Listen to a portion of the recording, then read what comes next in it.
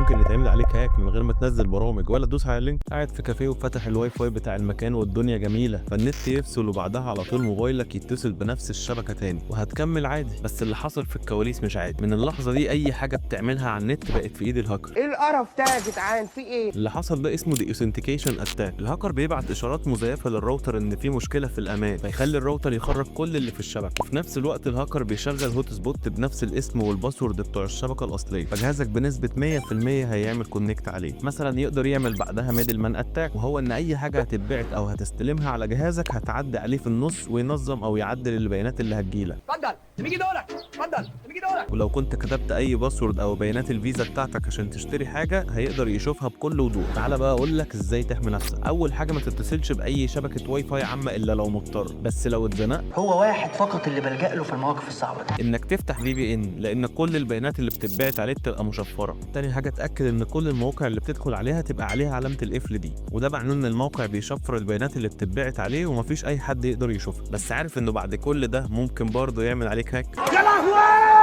اعمل فولو بقى واقول لك نوع الاتاك في الفيديو اللي جاي وازاي تحمي نفسك.